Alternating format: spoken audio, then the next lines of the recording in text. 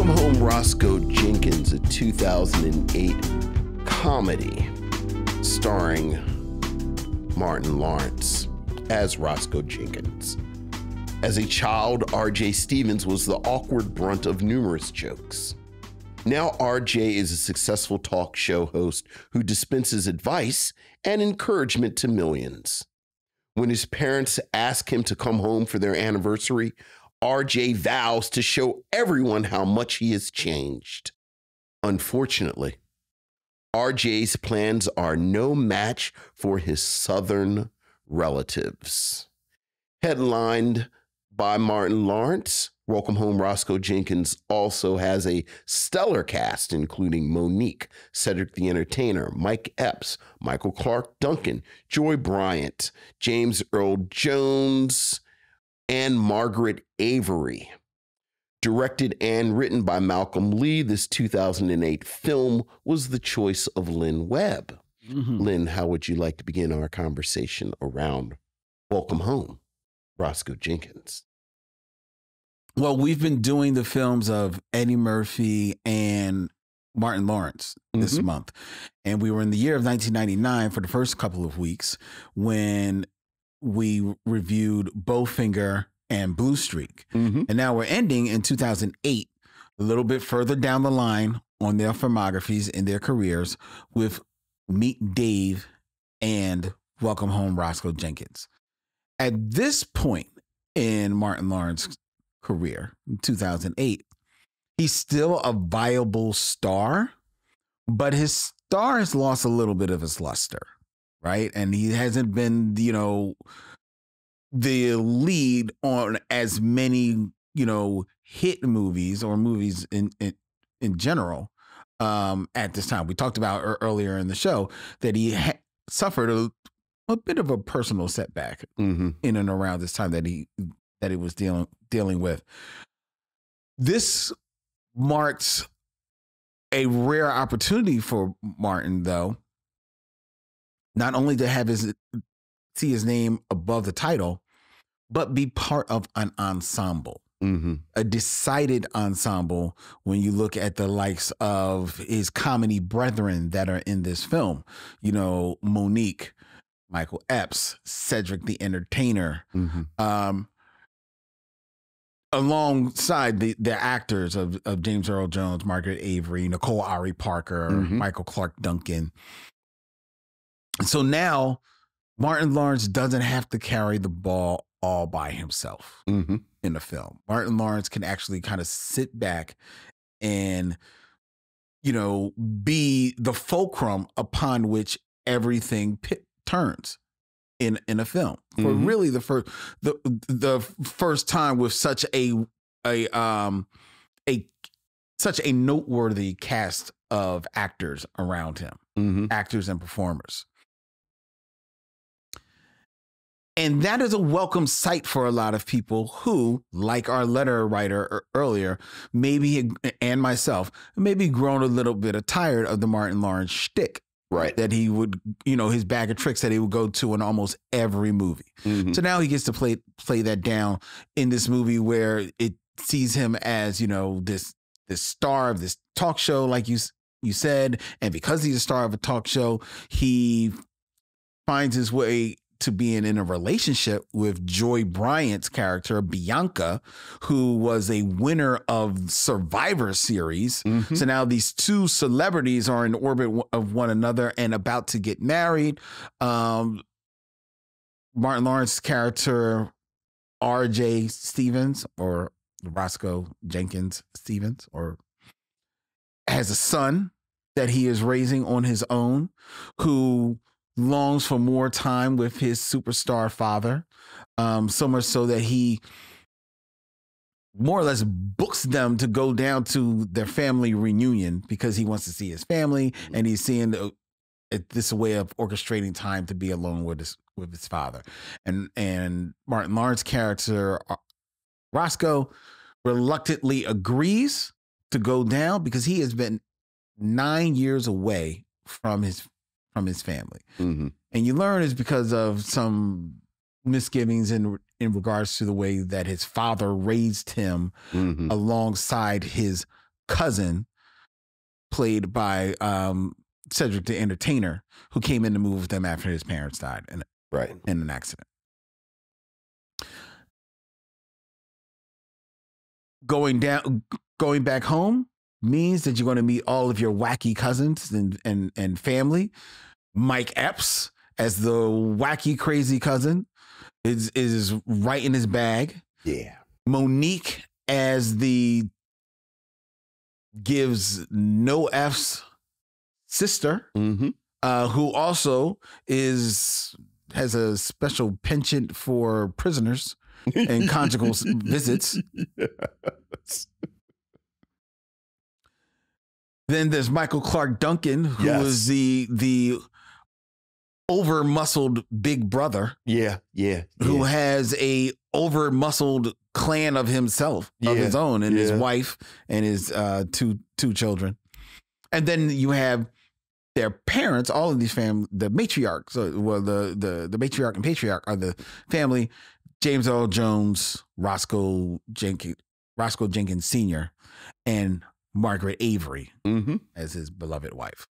And that, along with a whole assortment of characters, they all descend upon this huge home where they're going to have this huge 3-4 day family reunion. It's the family reunion of your dreams, ladies and gentlemen.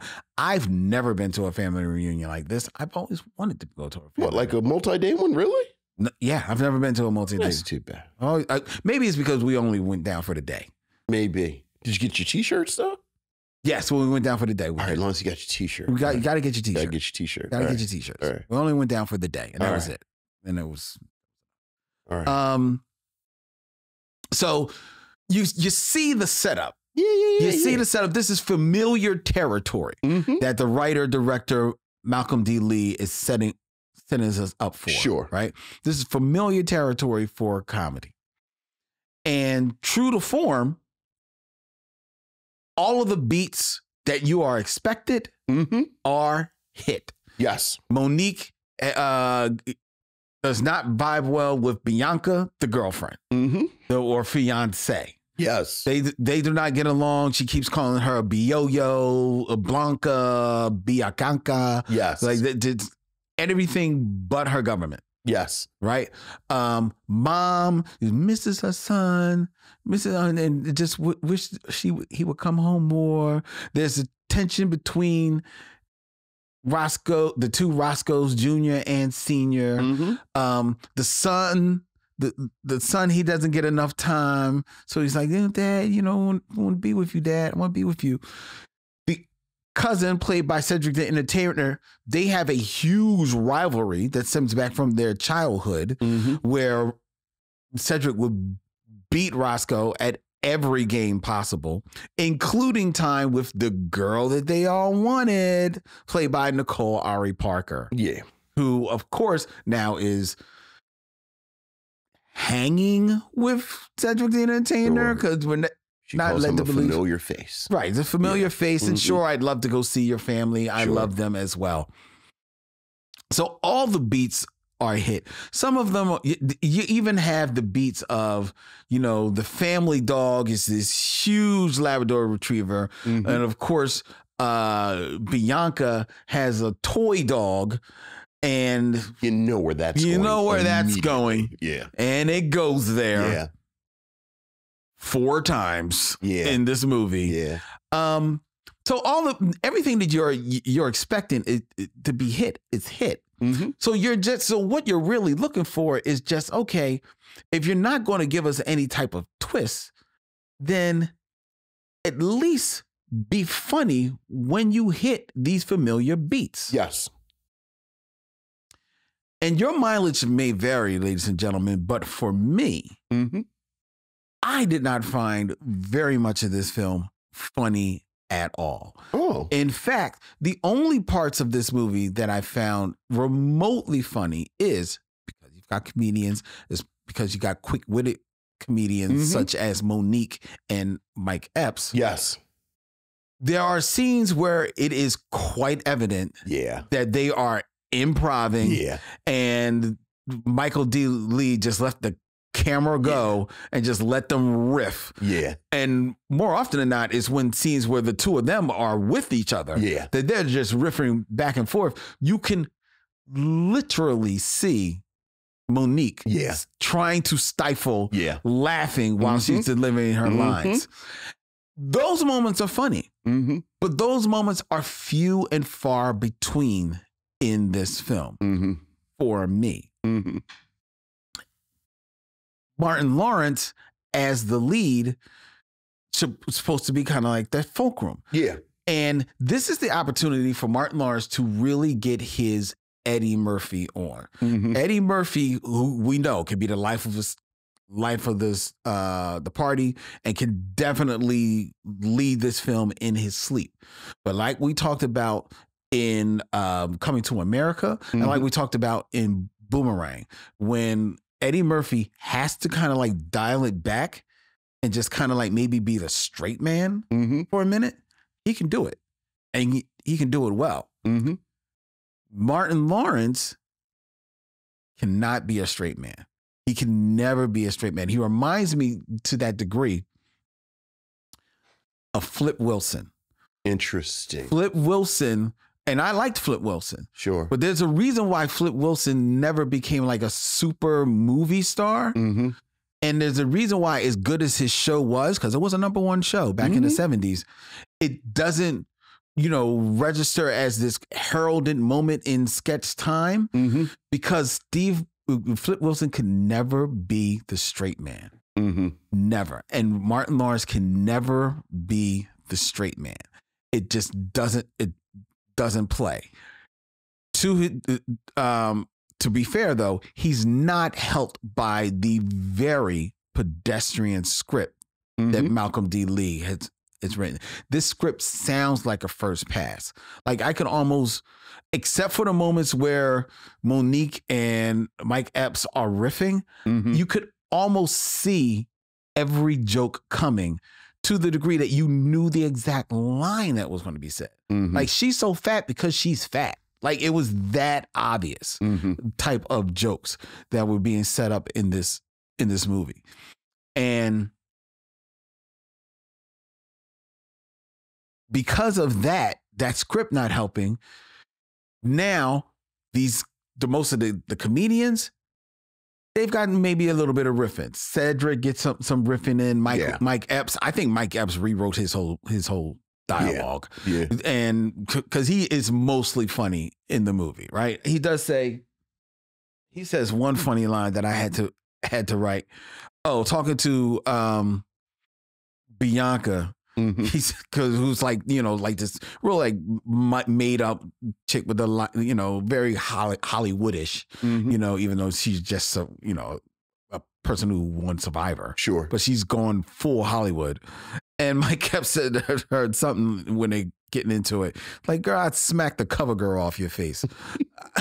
I laughed at that line. Right. I did laugh at that line. But nothing else I laughed at. And despite the fact that Malcolm D. Lee made sure that every scene where there was supposed to be where he wanted there to be a laugh, you were told that not by the script, but by a music stinger that was playing in there that kind of lets you know, right, this is where you laugh. This is where you laugh, ladies and gentlemen. Yeah. And it just didn't work for me. James Earl Jones, Margaret Avery are given pretty much nothing to do in this movie. Sure. And if you look at James Earl Jones and Margaret Avery in this film, written and directed by a black man, which means that I would expect that possibly he had a hand in the casting. Sure. There is no chromosome in the world where James Earl Jones and Margaret Avery give birth to Michael Clark Duncan, Mo'Nique, and Martin Lawrence. That math don't math at all. Michael Clark Duncan, he's cast right for it because he's supposed to be this big muscular role. Yes. But it's the role that was built for Terry Crews. not Michael Clark Duncan. Because while he's not given much comedy to do, what comedy he is given to do, he doesn't get over. Because that's just not his strong suit. It's just not his strong suit. Cedric the Entertainer, he's another guy whose shtick never, I just wears thin on me, and it wore thin on me in this film. So at the end of the day, I know that there are people that enjoy Welcome Home, Roscoe Jenkins. Mm-hmm. I'm just not one of them. Sure. I am. I'm going to say I really enjoyed this film. Okay. I think I'll start where you and I agree. I think the real strength of this film is these three chaotic elements that kind of bounce through, and that would be Mike Epps, mm-hmm. Mo'Nique, and Cedric the Entertainer. Now, I 100% agree with you that not only were Mike Epps and Mo'Nique riffing and trying to, like, I think by the end, the two of them were actually trying to make each other break. Oh, yeah. Because there's a moment towards the end where I don't think Malcolm Lee does any great direction, mm-hmm. but I think the way he plays cat and mouse with I know exactly these what two you're talking about. Yep. Trying not to catch them laughing was great. Mm-hmm. Cedric the Entertainer, here's what I like about this Cedric the Entertainer role. I think that there's always a bit of subversion in the Cedric the Entertainer kind of charming, kind of, said he said. Mm. Like there's very much a girl, where's my hug energy to Cedric the Entertainer. Yeah. Which I think is part of his persona. And that runs throughout this film. Like right under the surface, there's something a little skeevy, and it's not sharp at all, but I do think it's in the script that he is on unsettled ground because of his parents' death. So, oh my. So I actually liked that's a bit Cedric. I'm sure it go ahead. I don't think it is at all. It's right there. Like they actually say it in the script. Okay. So, I agree with you. Margaret Avery, James Earl Jones, might as well have, they had to get some old black people to put in there. And, God knows I love Malcolm Lee, but they're like, you can tell oftentimes there are aspects of Malcolm Lee's films where he gets access to certain actors and certain attributes that I feel like people's managers didn't tell them that this is Malcolm Lee, not Spike Lee. Like they think it's his cousin and they end up here. And again, I like Malcolm Lee, but there are, like, you look at, films like this or Undercover Brother, and it's like, how did Malcolm Lee get fill in the blank? It's like, somebody thought it was. They just heard Lee. Yeah. I think Joy Bryant is a good sport throughout this film. Good sport. She's a good sport. I'm a big fan of Joy Bryant generally. I can't think off the top of my head opportunities where Joy Bryant got to be a little funny, got to be stretched a little bit. It's funny you're talking about people in different roles. This, I guess I'm just going to keep bringing her up even when she's not in the movie. And you know what I'm about to say? This felt like a Gabrielle Union role, which this is the role Gabrielle Union played in Top 5, where she plays this exact same role. Martin Lawrence, I think Martin Lawrence seems tired in this role. Like I think his energy was low. Okay. In this role. But the irony is low energy Martin is just enough Martin for me. Okay. Like I agree. Hanging this on him, I think, is not something that came naturally. Mm-hmm. But low energy Martin, you know, it kind of worked for me. And when you do have there are one or two moments where he goes broad. Like one of the ongoing plot points is that he and his cousin, played by Cedric the Entertainer, had this race when they were young men. Yeah. And they recreate the race. Mm-hmm. And it's manic and it's broad. But this is a moment that's supposed to be manic and broad. And I liked he and Cedric together in that moment. To a certain degree, the two of them have a fist fight that breaks out over a dice game that I thought, talking about moments where I thought the direction lacked, it went too long. Mm-hmm. Like the scene went too long, which, if I do have a critique of Malcolm Lee's direction, that is my general critique. Things went too long. They go too long. Yeah. There's absolutely no reason on earth this film should have been almost 2 hours. Nope. Like, there's really just not enough story in there.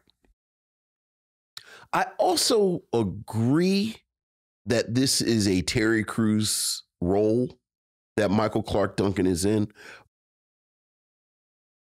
But I think Michael Clarke Duncan is funny.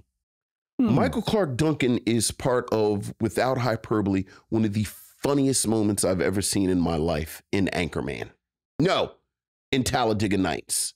Okay. So I actually liked big Michael Clarke Duncan. I'm not saying he's not funny. And to bring in Mike Epps. Mike, you're talking about Mike Epps and Mo'Nique. Mike Epps and Michael Clarke Duncan was funny to me, where he kind of makes fun of Michael Clarke Duncan, and he makes fun of his voice and his physicality. And, I thought you was Uncle Ben. Like,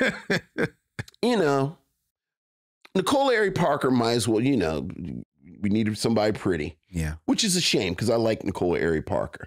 And you're right. You know exactly what this film is going to do. There's never a moment that surprises you. But I don't know. I kind of gave into it. I gave into the spirit of it.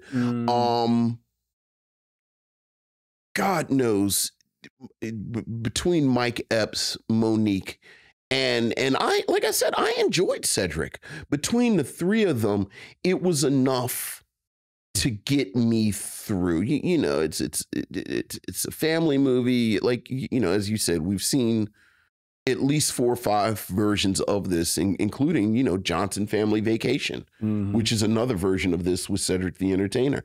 I think this is better than that. Well, yeah. I liked it.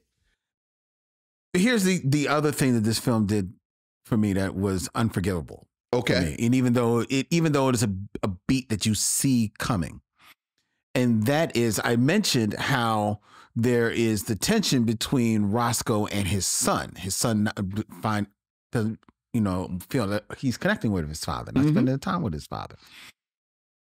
So in the midst of this big, recreation of the obstacle course and the race between the two cousins, all the kids, everybody else is still part of the race as well. Mm-hmm.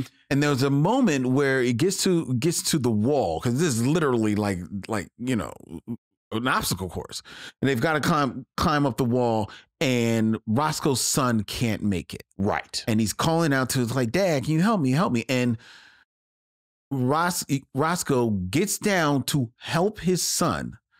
But then he is chided by Cedric's character and lets his son drop. Yes. And continues on his own and goes on to win the race. Mm-hmm. Now, everybody gets on him about what he did to his son. Yeah. At the end, it is a heartbreaking moment in this film. But, and to be fair, perhaps as I watched every inch of this movie, I missed it. This movie does not give a moment where he addresses that moment with his son. No, it doesn't. It gives a little bit of a hero moment at the end. Spoiler for a 16-year-old movie. That the plot immediately. You know the plot immediately. Yeah, like when he breaks up with Bianca. Yeah, and the son is like, yeah, step. You know what I mean? So there's that little moment, but there's no moment as they go back to the family reunion as he says all of these kind words to everybody else in his family. And as we knew from the beginning, gets his dance with Nicole Ari Parker. There is at no moment where you see him address what he did with his son.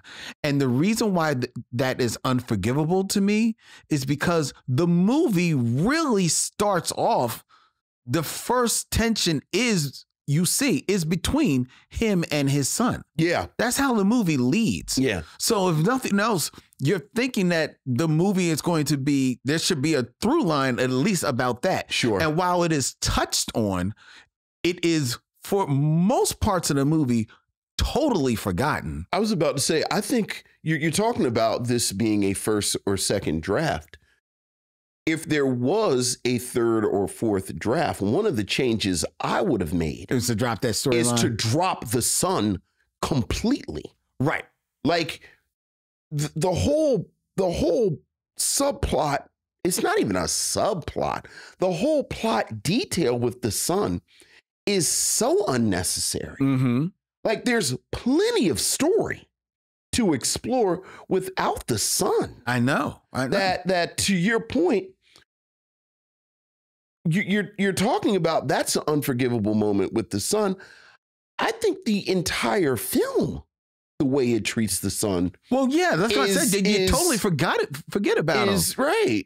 Or he just becomes like this also, like, go with your cousins, Right. And they don't really pay. Even that isn't developed. Not at all. Like if the film is championing family and you got to come and be film, like you think there's going to be some payoff where the cousins now are a unit. That never happens. Never happened. Yeah, I think the son is the weakest part of the whole film. Right. Yeah. Through no fault of the son is own. It's just a failure of the writing. Yeah, absolutely. But again, the reason why I don't forgive it is because, like I said, it's the first real setup that you have in the film. Yeah. And it's the impetus for him going down to the reunion. But even that, just to continue down that, as you said, it's the first real setup, but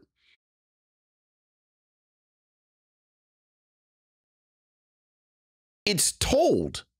It's not shown. Right. That is true. That is true. Like you never actually like there's this whole little bit about the son has this relationship with the grandfather, with his grandfather, played by James Earl Jones, that you never really see. Yeah, you just see, hey, I'm going to go play catch with my grandson. Even when Roscoe is guilted to go down there, the guilt is only tangentially connected to the son. I know. Like there's more urgency to the fact that he sent home this expensive television that hasn't been touched more so than the son. I know. Yeah, so I agree with you, but I'd actually pull back and say what's unforgivable is the way that the son is treated in this script. But that still doesn't color your enjoyment of the film. Well, because frankly, the son is forgettable. Well, like there's not a scene in here with his son that stuck with me as I'm talking about it. Like as you said, he doesn't help his son over, and it's a real heartbreaking and kind of nasty moment. Yeah. But this isn't that film that, speaking of something like Clifford, where it has this kind of beautiful nastiness to it. Like, this isn't like the film that really is going to utilize that beat. Roscoe ends up married to Joy Bryant. Mm-hmm. And, you know, maybe there's him kind of, you know, a look of regret if it's a better actor than Martin Lawrence. Right. But, you know, it's not this film. I mean, hell, I feel like the force of the plot pushed him together with Nicole Ari Parker's character, because she has a nice little moment where she talks about what she thought her life was going to be, mm-hmm. and what it ended up being, you know, student loans, and I don't even want kids, where there's a hint that this character is going to be a character. Right. And not just a MacGuffin that these two men, Cedric the Entertainer and Martin Lawrence's character, are fighting over. Right. And every now and then they give you a hint that there's something more. And that she's aware that these two are basically, they say it in the film, having a dick measuring contest using her as the prize. Mm-hmm. Like, you kind of hope that the film ends with her saying, I'm not an object to be fought over. I don't want to be with either one of you. But it's not that film. No, not at all. It's not that film, and which is fair if it doesn't want to be the film. Which is fair if it doesn't. But then you've got to be better. The film that you are, you got to do it better. And you can't pretend to be something else. To try, like, you can't make these gestures towards something else. But yeah, I do. I think the pros outweigh the cons. I think even when the film went off, I thought the pros outweighed the cons, and then I laughed throughout the entire credits. Oh, okay. Yes. There's a bit where Roscoe brings his family to his talk show. And now he's interviewing them. Including Michael Clark Duncan. Yes. Michael Clark Duncan, Mo'Nique and Mike Epps. I watched the credits until they went off, hoping that something would come back on with one of them, so that, you know, in a lot of ways, the end credits were like the frosting on top. That, you know, I was already like, you know, I like this, and then, you know, them. So yeah, I did. I enjoyed it. I think this is, well, you're talking about a fairly low bar. This is my favorite Martin Lawrence film. Oh, it's not my favorite Martin Lawrence. What do you like better than this? Life. Life is not a Martin Lawrence film. Well, he's in it. I mean, he's in a lot of movies. Okay, but to be fair. I mean, in that case, Do the Right Thing is my favorite Martin Lawrence film. Is this a Martin Lawrence film, or is it an ensemble? I think his name is above the title. I think he is the first among equals. To be fair, let's look at the poster. I mean, if you look at the posters, you look at the trailer, this is a Martin Lawrence film. Welcome Home, Roscoe Jenkins. His name is above the title. Yeah, this is a Martin Lawrence film. Okay. Now, it's a backhanded compliment that my favorite Martin Lawrence film is damn near an ensemble. Yeah. Yeah. It's an ensemble. Yeah. But okay, fair enough. Well, but the question is, would you recommend Welcome Home, Roscoe Jenkins? Hey, don't feel peer pressured. Say it with your chest. Because there's a part of me that wants to say, like, this is the great cookout movie. Someone in the kitchen while everybody's cooking, and everybody's, you know, you catch something funny. Mo'Nique says something stupid. Mike Epps says something crazy. You know what I mean? He comes out in this cowboy outfit. And, you know, you're laughing. So there's a part of me that wants to say that. I really, really do.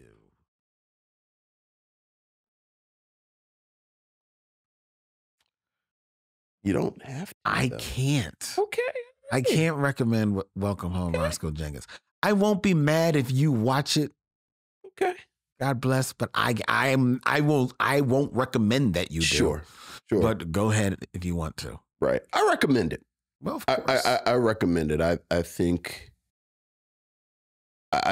I'm not going to say this is my favorite Mike Epps performance, but Mike Epps, the comedian, this might be in my top 3 Mike Epps performances. Like I like Mike Epps better in this than I do either of the Friday sequels, which is probably his most high profile comedic performance. I really like Mo'Nique in this. I wanna. Yeah. Just trying. Trying very hard. She is. And she's the closest to the cast in my mind that is over the top. But it like she works for me. See, Joy Bryant works for me in the movie. I really like Joy Bryant. And I liked Martin. You know what it is? I got Martin Lawrence in this film. Like them saying that Martin Lawrence was this kind of Dr. Phil-esque Steve Harvey talk show host rang true to me. Like I saw Roscoe Jenkins as someone who was actually charismatic. Like one thing that I, along those lines at the end, of course he comes and he makes amends and he kind of gives a speech. But I like the fact that when he gave his speech, the scene was shot like it was him on his talk show. Yeah, because now he was in his element. He was in his element. He was very comfortable. And again, I believed it. Okay. I believed it. And oftentimes I have not believed Martin Lawrence as the fill in the blank in this film. We just mentioned top 5. I've never believed Chris Rock in any role that he's in, that he's not Chris Rock. When he's the lead. So that was, I liked Martin Lawrence. I thought he was, whether it's low energy, whether it was him just getting a little older, it was refreshing to see Martin Lawrence in a space where he wasn't trying to out-mug, outlandishy, out-Martin everyone, which as we've talked about, it does not happen that often in his film career when he is out front. He's all, I think the thing about Life and Bad Boys, frankly, I think he defers to Eddie Murphy. Yeah. And I think with Will Smith in the Bad Boys films, they are equal, but they're in different lanes. Yes. So that works. But besides that, this is the only film that I can think of with him, with other comedians that we talked about it in Blue Streak. The best part of Blue Streak are the moments with him and Dave Chappelle. That's right. Where, as you said, they match energy. So, yeah, I do. I recommend Welcome Home, Roscoe Jenkins. It's interesting that in those two movies, well, the Bad Boy series and in Life, those are the films where he, like you said, in a different lane as his co-star on purpose, he is a little bit more dialed down, not as mugging. And actually creating a character. Right. And I think there was the missed opportunity of this film is that you hit on it when he is at the end addressing them at the family reunion. He's got the mic and he's in his element. He's in his world. And he's doing the thing where he found that he can be the winner. Right. The man. Right? And if the script was sharper,